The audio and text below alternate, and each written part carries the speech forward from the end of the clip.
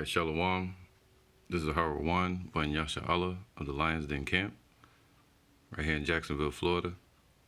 I want to say Kal Halayim, La Yahweh, Bahashim Yahweh Shai, Bahashim Harakah Kodash Ma'amah. Double honor to the elders of GMS and their elders, and Shalom to you Akim and Akwatim and children that believe in sincerity and truth around the four corners of the earth. This is going to be a continuation of the book of Ezekiel. Years ago, Spirit was on me to go into the book of Ezekiel chapter 1. All right. I'll probably share that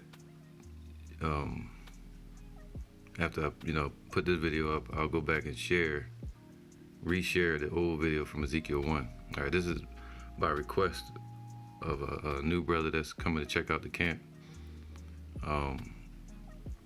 He asked me about the book of Ezekiel, so that's why I decided to go into this Yahweh Ratazah be the whole book of Ezekiel. As far as the Spirit take me into it. So the setting is this. Let me give you the setting. You have Ezekiel, who was of the tribe of Levi. Our people at that time, they were being wicked, following after people like Jehoiakim and Jehoiakim, right? Who was into all kind of abominations and slaughtering our people, putting them to death. He was a Jake from the tribe of Judah. And he had this guy, Jehoiakim, who was the son of Josiah, right? Not to go too far back. I'm trying to stay around this area dealing with Ezekiel. But you had Jehoiakim, who was taken into captivity by Nebuchadnezzar, the Assyrian, or what you would call the Babylonians, during the time of turmoil between Egypt and Babylon. And Judah, what you call Jerusalem, was caught in the middle. All right? The southern tribes were caught in the middle of that turmoil. So now you have Ezekiel, who was woken up in the midst of that. And he was a young boy when he woke up to the truth. All right? I might have to do the calculation so I can see his age. Now, our people were being wicked, trying to go back into Egypt for help. Now, the things that are written aforetime and that happened upon the earth, they were written. And because they were written for our learning today, that there's nothing new under the sun. So we are the words of the book, living it. We're living the scriptures. So when things happen in the ancient times and we read it today, most of those scriptures fall on Babylon today, fall Esau today, Jake today, so on and so on. But we still have to look at the historical fact of the ancient times, that it actually happened. Israel did go into Babylon, but today we're in a different Babylon, so you can kind of use the scriptures in reflection of each other. But at that time, our people were being led by their leaders, being caused to err, going off, breaking the laws of Yahweh Bahashim Yahweh Shai. And the Lord sent what? Prophets. All right, this is Jeremiah 28:8. It says, "The prophets that have been before me and before thee of old have prophesied both against many countries and against great kingdoms of war and of pestilence and of evil." And that's what Ezekiel was sent to prophesy against the nation of Judah. All right, the southern tribes, that there was war coming, there was evil and pestilence, and he was warning them. All right. So let's get into it. This is the book of Ezekiel, chapter. Just to get a little pretext, it said chapter 1, verse 1. "Now it came to pass in the 30th year, in the 4th month, in the 5th day of the month, that I was among the captives by the river Kibar, that the heavens were open, and I saw visions of Yahweh. And if you understand Ezekiel chapter 1, the Most High showed Ezekiel visions of the heavenly powers, man, of Yahweh Shai was there, and the other angels. If you understand chapter 1, there was 2 fleets of angels that were meeting up under Yahweh. All right, so he was showing him that they're the true power. Yahweh is the true power, and he's controlling everything in heaven, so he's controlling everything in earth. All right, just like he told, I think it was Jeremiah, he said, tell the people that they better they better go into Babylon. If they don't listen, they're gonna be destroyed. Basically saying, take this butt whooping. And the ones that didn't go, they got destroyed and tortured. But the ones that went into Babylon and listened to the prophets, they were taken care of, and the Lord left a remnant that would listen to him amongst Babylon, just like today. All right. So Ezekiel 1:1. Now it came. So the 30th year. Let's deal with that. Matter of fact, let's deal with this first. All right. This is the river Kibar. There you go. This is where it's located at in Babylonia. And that's where the captives of Israel, captives of Israel and Judah. So, and Ezekiel was among them by that river. And this is how it looks there. Now, maybe not at that time, but he was around somewhere around this river during the time of 592 BC. All right? That's the time period, 592 BC.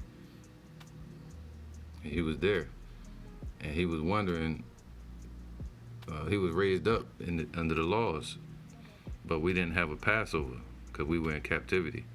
And he was wondering, why are we not having a Passover? What is going on with our people? And the same thing the Lord showed Malachi. He told him, say, yo, I'm with you, don't worry, but your people are being wicked, and I'm gonna cast them away as captives, but I'll bring a remnant back during the time of Cyrus the Great to the land, just like today.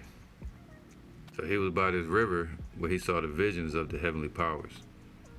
Now, it says that, now it came to pass in the 30th year, in the 4th month. Let's deal with that. In the 5th day of the month. We can get accurate with that. Let's get to the calculator. All right, so it says here, it said in 30th year, right? So let's deal with that. You would calculate from the last Passover at that time. The last Passover at that time was with Josiah. King Josiah, who ruled from 641 BC all the way to like 609. When Jehoiakaz was put in power by the Egyptian Pharaoh, and then it was removed by the people, and they put Jehoiakim in power. And he was wicked as hell, you know. I think the Babylonians put Jehoiakim in power. Now,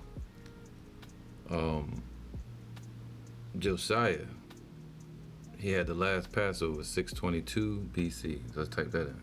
622 BC. And he said in the 30th year.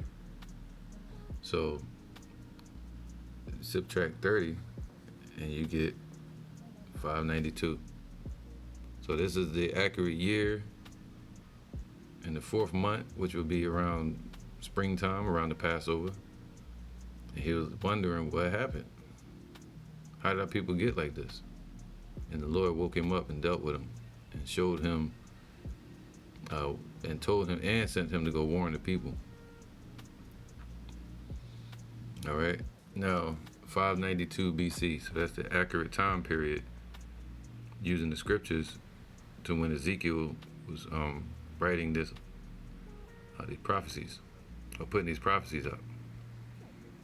So Ezekiel chapter 1:1, it says, now it came to pass in the 30th year, see, in the 4th month, around springtime, in the 5th day of the month, see, around the 5th day, as I was among the captives. So he was among everybody that got taken captive. There were 3 exiles.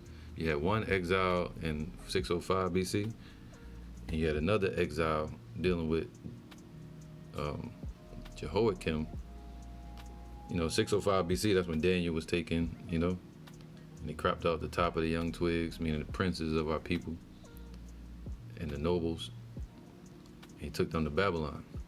But in the 598, going into 597, towards the end of the year, Nebuchadnezzar came and took Jehoiakim into captivity because he was being wicked against the Most High. So the Lord sent Nebuchadnezzar against him and took him captive. And that's when you get Jehoiakim, which was Jehoiakim's son. And they were both wicked. And he ruled for about 3 months after his daddy, and then that's when you get Ezekiel later on. So I'm going to prove that right here. Before we move on to Ezekiel chapter 2, Yahweh Ratazah, I'm trying to be quick. But you got to know the basis of the book of Ezekiel and the time period and what our people were going through to understand the prophecies in it, what it's talking about. And yes, it can be used for today, but these things really happened back then too. All right, so it says, he was by the river Kibar, so now you can see that in your mind, that river, that the heavens were open, and I saw visions of Yahweh. So he saw visions. He didn't see the Most High like right in front of him, but he saw visions of Yahweh. Yahweh Shai said nobody ever saw the Most High at any time besides him.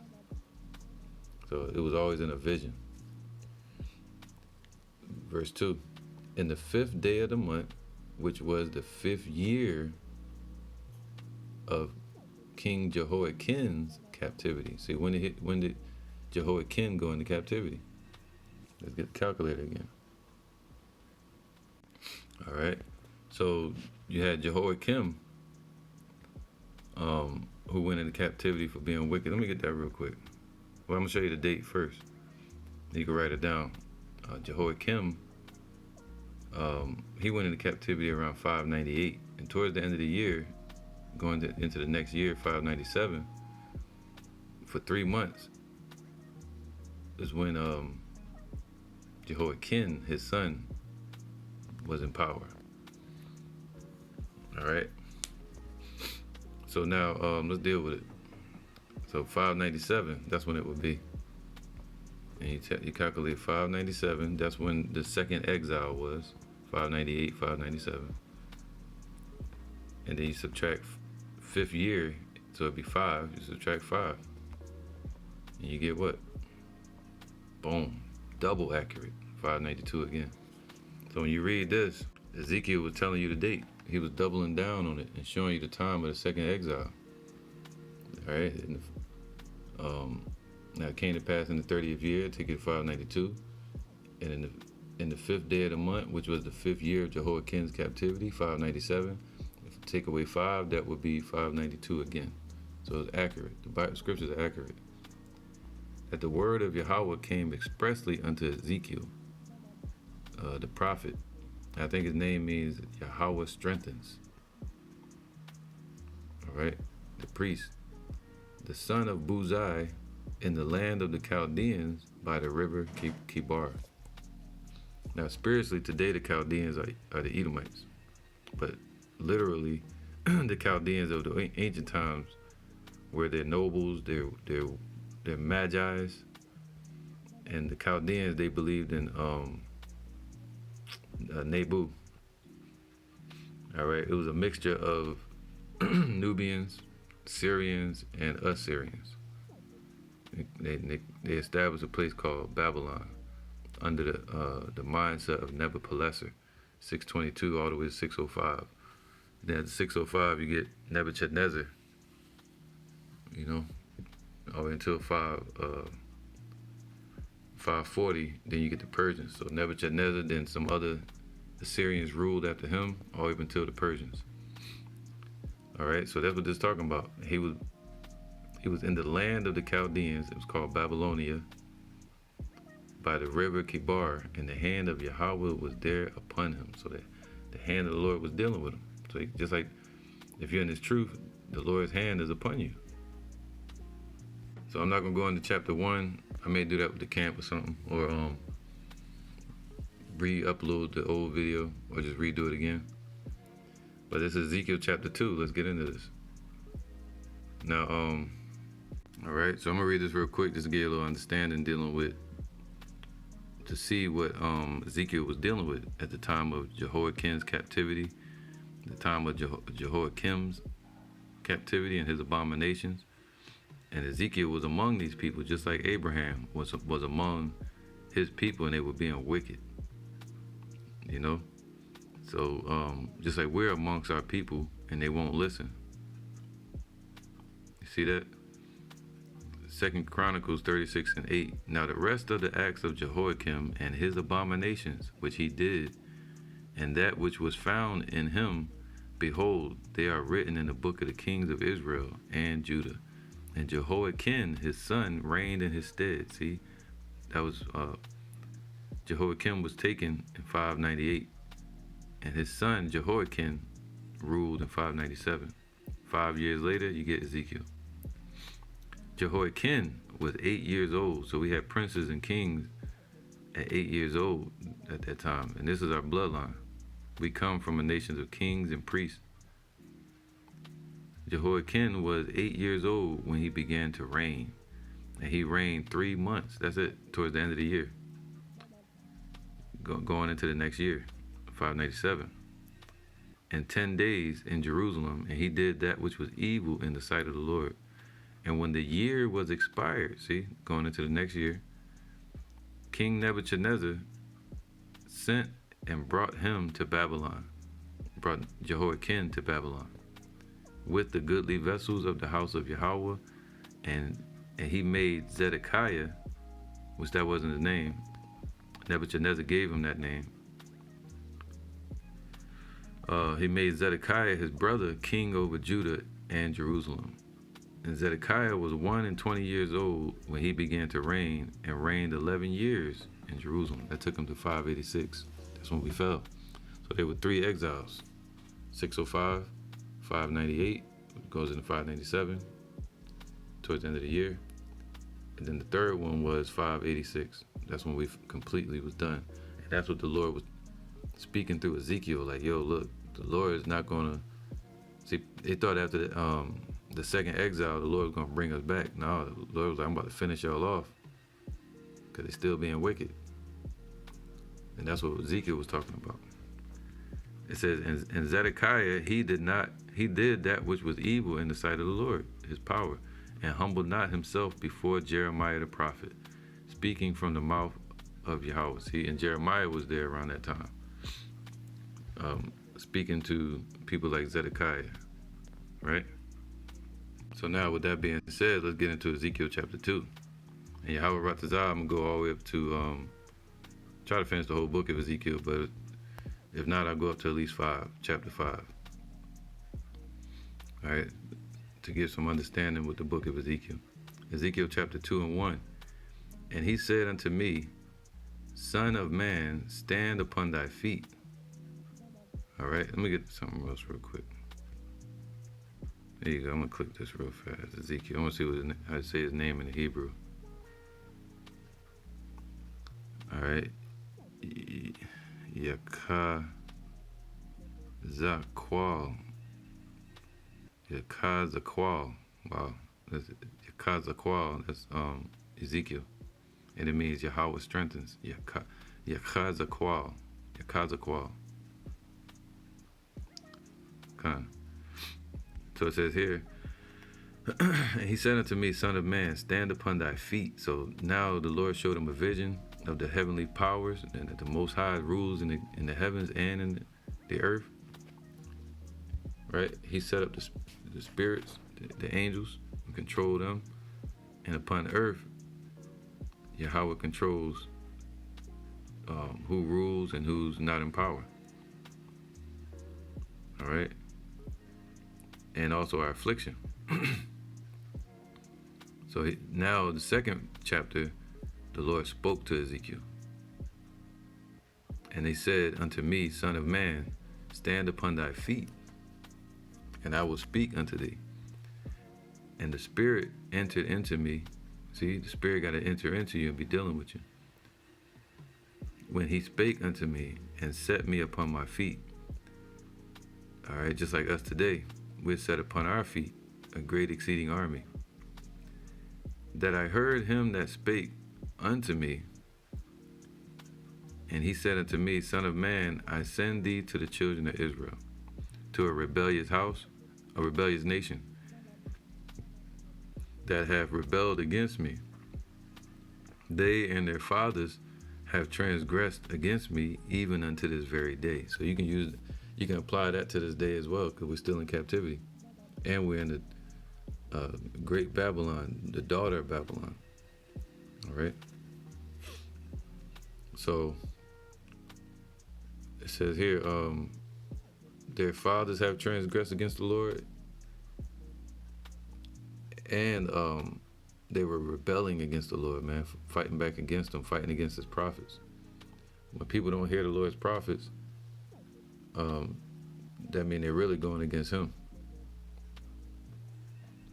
All right. For they are impudent children and stiff-hearted. See this? You gotta remember this right here later on. Let me take this one. It says here, impudent, meaning what? Hard, cruel, severe, obstinate, difficult to deal with, man. Stubborn, stiff-necked, rigorous of battle. That's Jake today, man. He's still in that spirit. 2/3. Hard to deal with, hard-headed. Think they know everything. But when the Lord wakes a man up, just like he did with Moses, and sends him to the people reject him. All right, that's naturally going to happen. You know, if they're not made to wake up to the light, instead they run from the light. All right, so the Lord said they hated him before they hated you. So even Ezekiel went through it. What we deal with today, dealing with impudent people, hard-headed people, you know, and stiff-hearted, man. So, right? Strong, stout, mighty, severe, sharp, hot, firm, strong one. You know, in a bad sense, meaning violent. Are people violent people? They want to attack you. They like they did with Yahushua. You know, they said raise it, raise it. No, they didn't say raise it, raise it. So like they said, let the sins fall upon their children. They wanted Yahushua dead, just like they wanted the prophets dead, like Peter. You know, and Stephen. Some say Stephen. So it says here, so they're impudent, meaning hard to deal with, and they're violent people. All right. I do send thee unto them, and thou shalt say unto them, thus saith Yahweh power, man. Forget how they feel about it. Show the Lord who you represent. Show the people who you represent. Shine your light. Don't hide your candlestick. All right, and the Lord's going to back you up through the prophecies. Everything, every word you're saying, if you're sincere and telling the truth. And they, whether they will hear, right? They're going to look at you crazy. The Lord said, what? We are fools for his sake, man. Counted as fools in the sight of the world. And they, whether they will hear or whether they will forbear. For they are a rebellious house, man. All right, so let me see forbear. It says to be flabby, desist, be lacking, idle, to stop. All right. So meaning to leave off, meaning walk off on you. Whether they're going to turn it back on you or anything. Whether they won't hear you or whether they stop you from talking or walk off. For they are a rebellious house, man. They're fighting against the Lord instead of repenting. Yet shall know what? That's why we got to speak the prophecies, man. Forget how these people feel. Speak the truth to them, and then the Lord going to bring the prophecies to back us up. And those that have sought the Lord early and seek his face, seek the truth, seek his son, salvation through Yahushua to get to the Father, spoken of through his men today, you know, then they'll be delivered, and they'll know that there has been a prophet among them. And the ones that didn't listen, they'll know that there have been a prophet among them, and that they're about to get judged next. Yet shall know that there have been a prophet among them. All right, the word prophet means what? To say before. All right, an inspired man. So the Lord can inspire you, but it takes discipline to use that inspiration. All right, we have to pray for discipline. And inspiration is just a light bulb going off, being ignited like a candle. But then you have to move in the wisdom, and that's discipline. That takes discipline to do it, even when you don't feel like it. It says a prophet was a spokesman. Nabaya, right? Nabia or Nabaya. All right, so an inspired man. It just means pro comes from before. Fasai means to say. So to say before, that's a prophet. To say what? The coming judgments, prophesying the judgments of Yahweh to our people beforehand. And thou, son of man, be not afraid of them. So we're not supposed to be afraid of these people. The Lord did not give us the spirit of fear, but the spirit of hope. Don't be afraid of your people, or what they're going to think about you, or the right moment. This is the right moment. This is the only moment we have. The prophecies are happening. You see that? We're in this matrix right now, in this moment together. So any opportunity I have, I'm going to speak the Lord's words. I don't care where I'm at.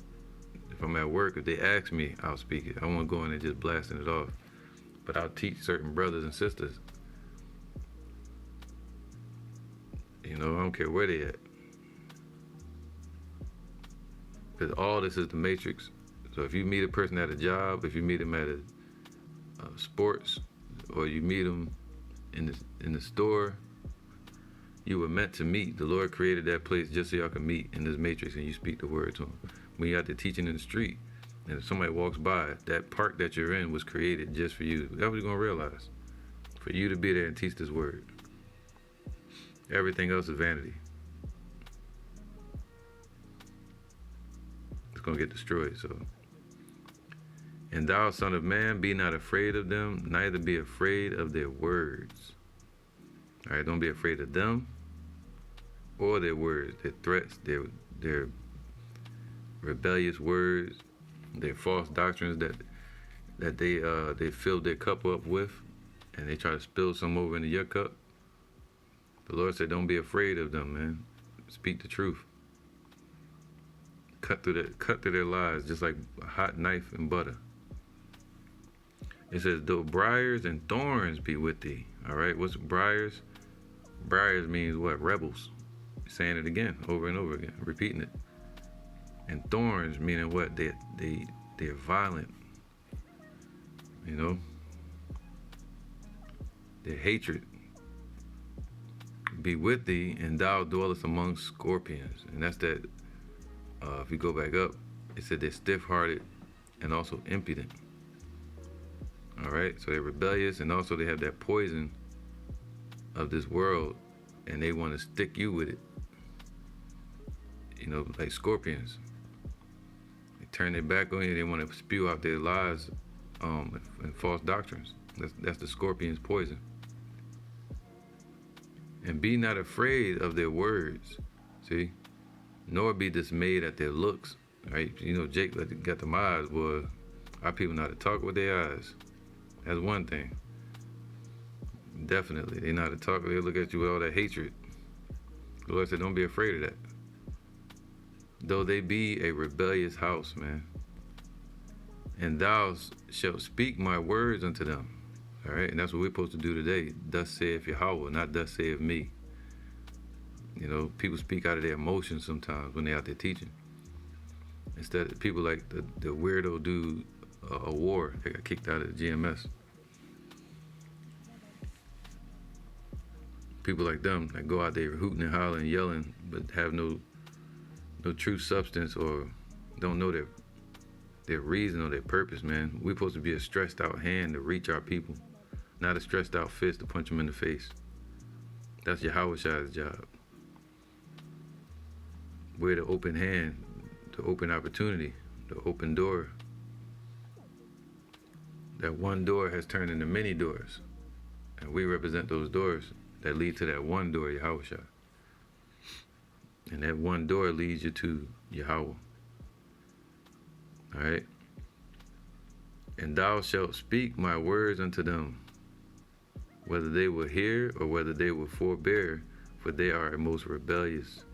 And that's what he was telling Ezekiel on the river Kabar, like, yo, woke you up and you wanted to know, you gotta go tell and warn our people. But thou, son of man, hear what I say unto thee. Be not rebellious, be not thou rebellious like that rebellious house. Open thy mouth, and that means open your mind, all right? And eat that I give thee. See that? And that word eat means to consume. So to consume the word, consume the truth. And the others reject it. But us, we supposed to consume the whole roll.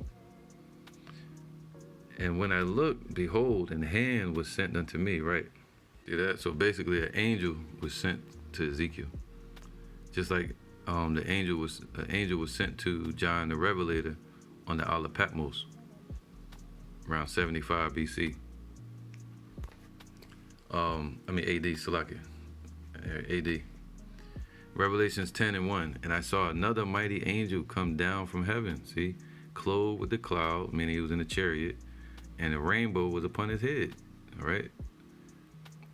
And his face was as it were the sun, so he was glowing, and the chariot was glowing, and his feet as pillars of fire. So it was a solid surface on the bottom of that chariot, and it was like fire. And he had in his hand, a little book open, all right? Because it was pieces of the book.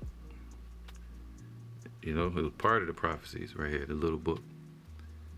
And he set his right foot upon the sea and his left foot upon the earth. And that doesn't mean physically, but the chariot was, this meant he was going to rule, you know, this represents rulership when the Lord sends Yahweh. All right. Now let's get this real quick.